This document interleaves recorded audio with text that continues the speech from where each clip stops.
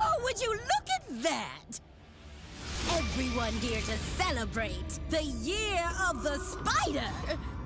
Go let them know their queen is back.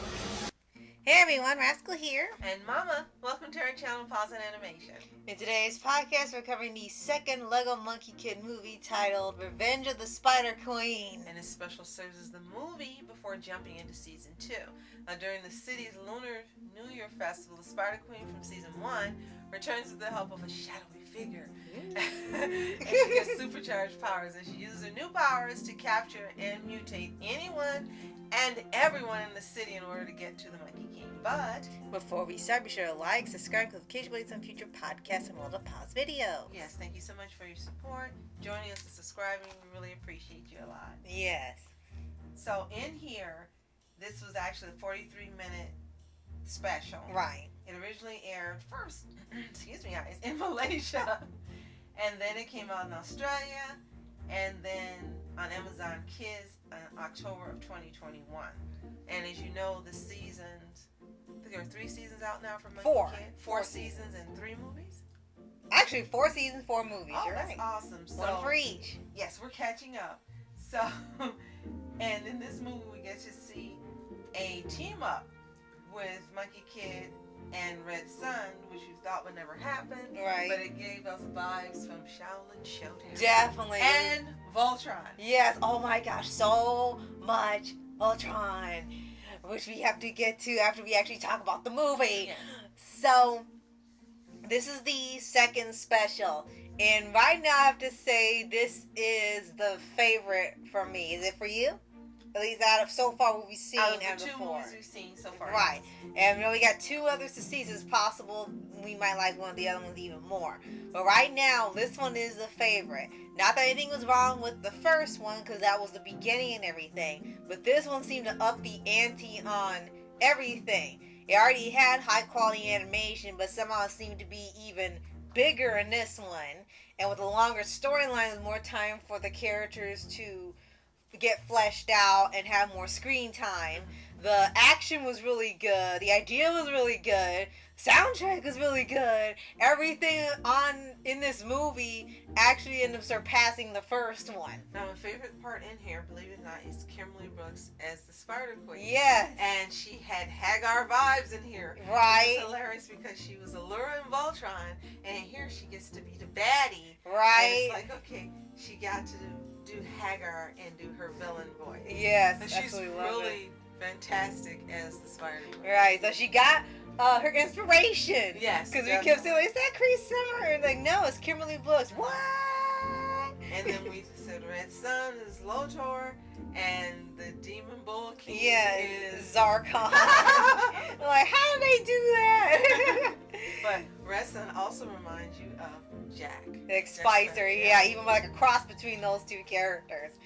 And we really ended up enjoying this one, so much so that we almost did not even take a break, because sometimes we end up pausing some things, we gotta get something, take a bathroom break or whatever. But over here, we only stopped it once, and we only stopped it because the server stopped for a minute and it wouldn't play. I got halfway through and it was something happened. We had to get out, shut it down, go back in. Prime was having issues. Right.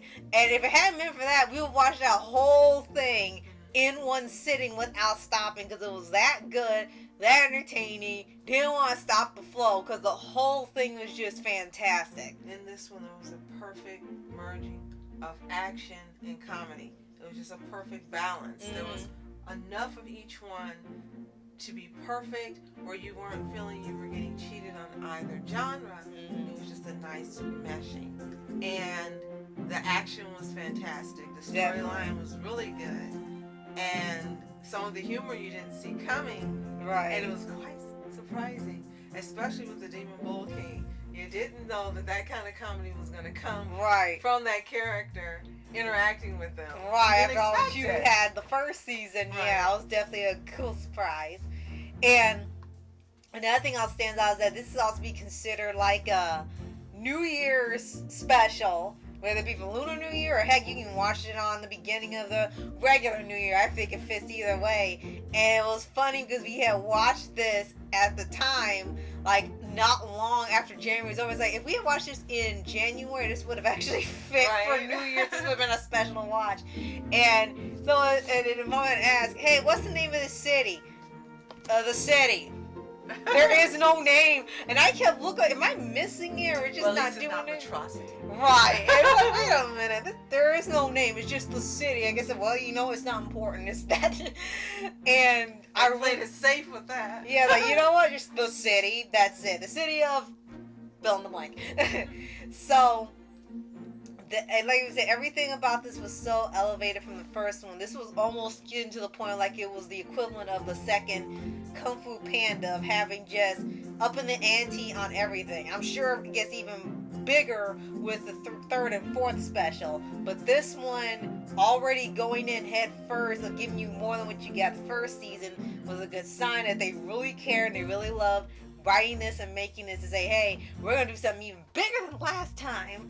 Another thing you didn't expect was to see Monkey King and DBK actually work together indirectly. Yeah. Not by choice, but Monkey King did his usual shenanigans. Yes. And ended up having him help them both out toward the end. Right. And it was interesting to see that because you see all the other villains or the one-time villains that came up in season 1 are also captured by her. So it wasn't just Monkey King and Bull King. They got those two gold and silver demons. They got some other characters. So even the minor ones were getting captured. She should be pretty much only wanted to be the only villain on the block. She was Hagar. I keep saying that because she was Hagar. Yeah, she pretty just much like was. Voltron, there were so many Voltron. Oh my gosh. I love that. Vibes. Voltron! And we just kept, Voltron! It's Voltron! Voltron! Should have had a ticker. Ding, ding, ding, right? ding, ding, ding. Yes, and almost every 5 minutes there was a Voltron reference. Not just with the Bull King's family being Zarkon's family, but the soundtrack halfway through ended up giving the sci-fi thing that sounded like Voltron's orchestra. They had to wormhole to the heavenly realm, but they didn't say wormhole. They used alchemy, so it's like, I know it's not the same thing. They did the poses like Voltron, and Monkey Kid. I'm sorry, MK got the red lion. At one point, he got out like that's not Voltron.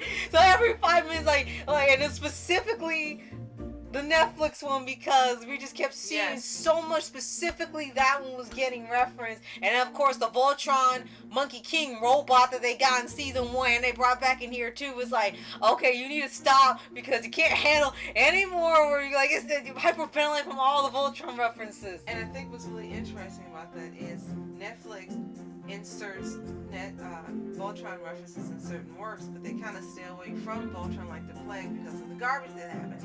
But Amazon Prime says, screw that, we're going to take it and reference everything. This is a great show. Screw it, too bad for you. We got this. Right.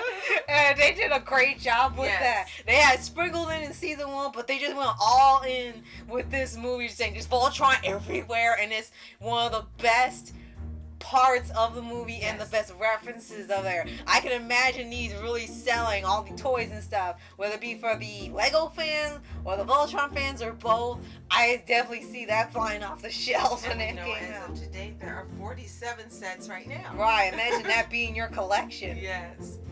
So definitely want to recommend this movie or special, whatever you want to call it. Regardless if you've already seen it, you just want to rewatch all the specials that they're doing, and it's definitely a must-see for what kicks off season 2, especially with the shadowy figure woman that helps Spider-Queen. It's definitely important to the story. And I think it works great as a standalone as well. If you don't have any intention of watching the Lego series, you just want to see something exciting, see what it's about, I recommend watching this movie. Now, you will be left with a cliffhanger at the end, but if you don't care about that and you just want to see what's going on and see the excitement, this is definitely the movie to do it, to get exactly what the entire Lego Monkey Kid franchise is all about. Perfect movie, perfect introduction. Even if you don't know anything about anything, just watching this movie is pure entertainment. Yes. Without even have a basis of knowing what's going on. It doesn't matter. It's just so much fun. Right, absolutely. So if you've seen the Spider Queen, Lego Monkey Kid movie, let us know in the comments below.